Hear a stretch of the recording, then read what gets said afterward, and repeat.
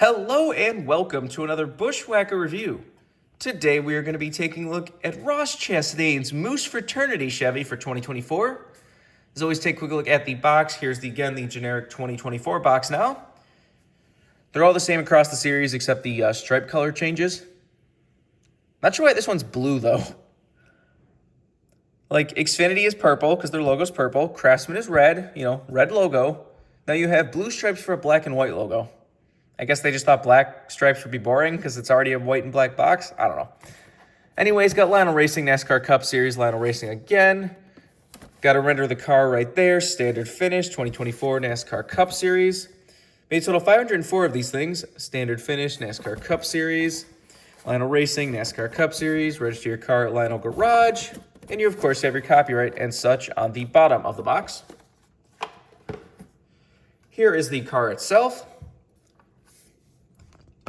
This is a nice improvement over the 2023 version of the car. It's basically the exact same paint scheme, but they've now added a bunch of red up here. This was all black before. The whole greenhouse area was in black. This time it's in red. I think that added red really helps this car pop on track. Except you're never beating the 2022 Moose car. That car is just too iconic at this point. It won its first race out at Talladega, the Hail Melon. It was the car he was in to start the Denny Hamlin feud. Like, that car's just too iconic at this point. You're not beating it. There's no way to. But I do give credit to Moose for constantly, making different paint schemes. They didn't just, keep that paint scheme for 10 years straight and ruin it. That's kind of nice. It is kind of funny how iconic the 2022 is, but you can't get a clean diecast of it. The only way you get that as a diecast is either the Talladega one or the Hail Melon diecast. Anyways, let's do a quick 360. It does have the nice red chrome number. Trackhouse and RFK are the only two teams that pretty much constantly use chrome numbers 99% of the time. Although for some reason on the Busch beer car, it ran a chrome number in the Clash, and then they haven't run a chrome number on the car since then. It's usually just white, or at least the primary Busch paint scheme. I can't remember if any of the alternate Busch paint schemes had chrome numbers. I believe the Corn car had a gold chrome number. That looks really cool when the diecast comes out. This car is also in kind of a matte finish, as you can see. It's got that, glossy, smooth matte finish.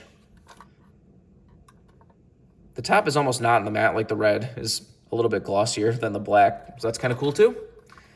Anyways, let's get down to sponsors. On the hood, you have Moose Fraternity, got the logo right there. Chevrolet Camaro, ZL1, number 1, and Trackhouse. Down the side, you have BWhack.org, got Worldwide Express, Jockey, and Kubota back there, with the Busch logo right in front of the rear wheel. I'm glad they added that. I remember back when this car first went up with the render, it didn't have Busch on it anymore. I think that was technically before they officially announced Busch or show the paint scheme off or whatever. So I was like, oh, I hope that's just, they took it off just because they haven't revealed it yet. I hope that diecast will have Busch. But luckily they did update it with Busch. And they did update it with Wendy's on the C post. That's nice to see. Got Siemens on the kind of B C post, whatever you want to call that spot right there in between the two. Got Chevrolet, nothing else on the B post for some reason. Ross Chastain with the Melon Man logo right there. Regular contingency and such up front. The singular series logo contingency that we have anymore. On the back, you have Chevrolet Camaro ZL1, number 1, and Quaker State. Got Moose Fraternity again on the deck lid and the roof. This is number 418. Got the same stuff down the other side as usual. Take a look under the hood. So you got a Chevy bow tie under there. There's the engine detail if you want to see that. Obviously no deck lid. The roof flaps, of course, do open. And there's the inside of the car if you want to see that. There's not a whole lot to talk about a car like this. Just another kind of, brand new sort of primary paint scheme that Ross Chastain has had. This has been one of his more loyal sponsors. They've been with him since 2019, I think. So that's really cool to see. I'm glad that they got to stay on because, when Busch came in, Advent Health just kind of dipped. They claimed there was no room for them, but I think it was more I heard some rumors that it was just because that Advent Health wasn't really, they didn't want to be a part of a team with a beer sponsor. But who knows? There's always those crazy rumors that happen around this sport, and some of them are true, some of them are turned out to be completely false. So you never know.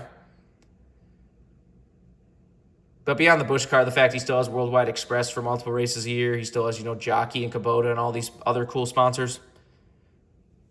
I wish the sponsor schedule wasn't so full that we couldn't get a Wendy's car, because like Wendy's has been sponsoring SVG and Suarez, but I would love to see a Ross Wendy's car, so it's a shame it doesn't seem like we're going to get that. Anyways, this is a brand new release. You can get it right now. I don't think this car is going to get rare or anything, but the Moose cars are pretty popular, so you never know.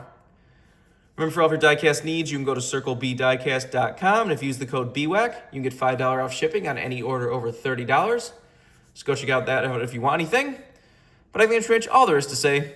This has been a review of Ross Chastain's Moose Fraternity Chevy from 2024. Hope you enjoyed, and thanks for watching.